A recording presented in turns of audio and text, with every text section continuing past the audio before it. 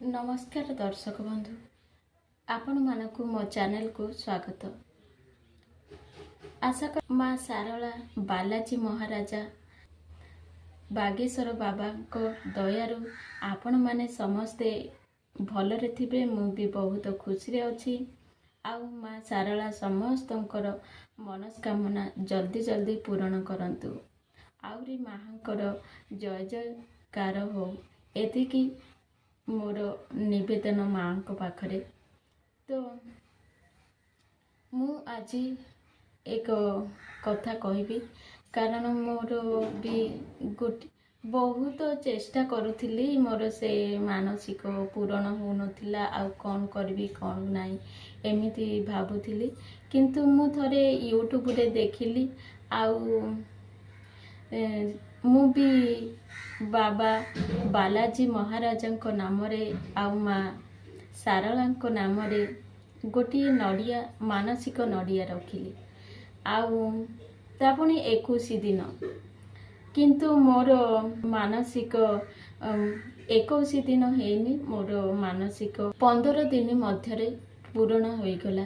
आ मु भी बहुत खुशी हेली माँ को दयारु मोर पूर्ण हो जाइछि। किंतु मोर से विष्टि मु एबे कहबिनी, पर नेक्स्ट वीडियो रे मु से विष्टि कहबी। जेमिति जेमिति यूट्यूब रे मु देखिथिली कौन केमिति करिकिरी रखिबो, किंतु मु सेमिति रखिली मोर भी पूर्ण हो गला। जदि आपण मानकर कौनसी मानसिक पूर्ण हो नाही, आउ आपण बेसी परिश्रम रे अछंती, आउ आपणकर कौनसी कष्ट दुख अछि ताहले माँ को नाम रे रखंतु। माँ समस्तंकर इच्छा पूर्ण करिवे, कारण माँ एते निष्ठुर नुहंती। से भक्तर बा संतान मानकर दुख केबे मध्य देखि पारंती नाही। से संसारर समस्तंकर माँ, तेणु माँ को जदि आपण माने निज हृदय आंतरिकतार सहित डाकती ताहले माँ आपणकर डाक निश्चय शुणिबे। किंतु आपण माने जानिचंती आउ भक्तर तो भगवान बहुत परीक्षा नहीं थांती। से पर्यंत परीक्षा नहीं थांती जे पर्यंत आपण माने सेही परीक्षा रे हार न मानती। आउ से पर्यंत भगवान भी दुख देई थांती, कारण एते दुख दियंती जे ताहा मध्य सही पारिबेनी। कारण से बहुत परीक्षा नियंती केते पर्यंत माने भगवान को सहित आमर भक्ति अछि।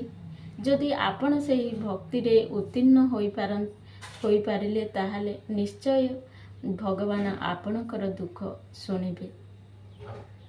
तो मु भी सेमिति मोर एक मानसिक रखिथिली, आउ नड़ियाटिए मध्य रखिथिली। माँ को दयारु बालाजी महाराजा को कृपारु मोर से विष्टि पूरण होइछि। आउ माँ को तो अशेष अशेष धन्यवाद। आउ देखिबा माँकर दया हेले मु भी तांको धाम को जीवी बोली इच्छा करिछि। देखिबा कौन होउछि, किंतु कथारे अछि भगवान सेई मानकर डाक शुणी थांती जेउ माने सच्चा दिल रे भक्ति करंती, सच्चा मन रे हृदय रे डाकी थांती। भगवान सेमानकर साथ केबे मध्य छाड़ती नहीं, किंतु भगवान सेमानकर जीवन रु बहुत किछि नहीं जानती। कारण से पर्यंत जे पर्यंत तांकर विश्वास तांको सहित अतुट रही थाए। जदि भक्ति रे भगवान को पाइबा को चाहुचंती ताहले भगवान आपण को सेई मानक ठारू दूरेई दियती। निज लोकंको धन संपत्ति सबु किछि दूरेई दियंती। मनरु मोह माया लोभ ए सब बहुत किछि दूरेई दियंती। जीवनर अंतिम पर्यंत दुख देई थांती। तो आपण माने भी निजर जदि मानसिक पूरण हेउ नाही ताहले माँ को डाकंतु, माँ निश्चय शुणिबे। କ'ଣ ପାଇଁ ଶୁଣିବେନି? ଆମେ ସମସ୍ତେ ତାଙ୍କର ସନ୍ତାନ। ଆମେ ଯଦି ଦିଲ୍ ସେ ଡାକିବା ତାହେଲେ ସେ ନିଶ୍ଚୟ ଶୁଣିବେ, ଭକ୍ତିର ସହକାରେ ଶୁଣିବେ। କେବେ ମଧ୍ୟ ମନରେ ନକାରାତ୍ମକ ଭାବନା ରଖନ୍ତୁ ନାହିଁ। ପୁରା ସତ୍ ବିଶ୍ୱାସର ସହିତ ଯଦି ଆପଣ ମାନସିକ କରି ରଖିଥାନ୍ତି ତାହେଲେ ନିଶ୍ଚୟ ପୂରଣ ହେବ। କିନ୍ତୁ ମନ ଭିତରେ ସନ୍ଦେହ ଶଙ୍କା ଏସବୁ ରଖି ଯଦି ଆପଣ ରଖନ୍ତି ତାହେଲେ ଏହା କେବେ ମଧ୍ୟ ସଫଳ ହୋଇନଥାଏ। କାରଣ କଥାରେ ଅଛି, ବିଶ୍ୱାସରେ ମିଳଇ ହରି ଆଉ ତର୍କେ ବହୁ ଦୂର। ଯେଉଁମାନଙ୍କର ବିଶ୍ୱାସ ନଥାଏ ସେମାନେ କେତେ ଓଷା ବ୍ରତ କଲେ ମଧ୍ୟ କିଛି ଫଳ ହୋଇନଥାଏ। ସ୍ୱୟଂ ଭଗବାନ ତାଙ୍କ ନିକଟରେ ଆସିକିରି ଠିଆ ହେଇଗଲେ ମଧ୍ୟ ସେମାନେ ଭଗବାନଙ୍କୁ ଚିହ୍ନି ପାରନ୍ତି ନାହିଁ। ତେଣୁ ମନ ଭିତରେ ସର୍ବଦା ଦୟା ଭାବ ରଖନ୍ତୁ ଏବଂ ନକାରାତ୍ମକ ଚିନ୍ତାଧାରାରୁ ସର୍ବଦା ଦୂରେଇକି ରୁହନ୍ତୁ। ଦେଖିବେ ଜୀବନରେ ସୁଖ ନିଶ୍ଚୟ ଆସିବ।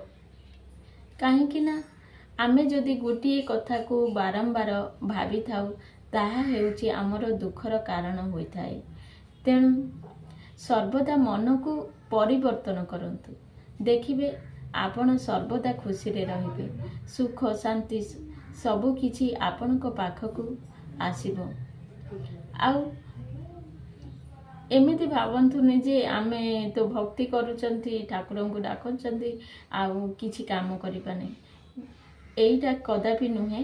କିନ୍ତୁ ଆପଣଙ୍କର ଠାକୁରଙ୍କୁ ଡାକିବା ସହିତ ଭକ୍ତି କରିବା ସହିତ ଆପଣ କର୍ମ ପଥରେ ଆଗେଇ ଚାଲନ୍ତୁ। କାରଣ କର୍ମ ହିଁ ଭଗବାନ। ଆଉ ଆମେ କିଛି କରିବାନି, ଭକ୍ତି କରିବା, ତାହେଲେ ଭଗବାନ ଆମକୁ କେଉଁଠୁ ଦେବେ? ତ ଆମକୁ ସେତିକି କଷ୍ଟ କରିବାକୁ ପଡ଼ିବ, ପରିଶ୍ରମ କରିବାକୁ ପଡ଼ିବ, ଆଉ ଭଗବାନଙ୍କ ଉପରେ ବିଶ୍ୱାସ ରଖିବାକୁ ପଡ଼ିବ, ନିଜ ଉପରେ ଭରସା ରଖିବାକୁ ପଡ଼ିବ।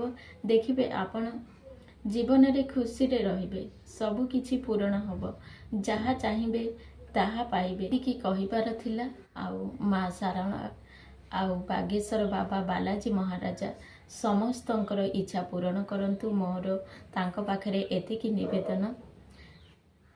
ସାଙ୍ଗମାନେ, ଯଦି ଭିଡ଼ିଓ ଭଲ ଲାଗେ ତାହେଲେ ଭିଡ଼ିଓକୁ ଅଧିକରୁ ଅଧିକ ସାଙ୍ଗମାନଙ୍କୁ ସେୟାର କରନ୍ତୁ। ଆମ ଭିଡ଼ିଓକୁ ଲାଇକ୍ ସବସ୍କ୍ରାଇବ୍ କରନ୍ତୁ।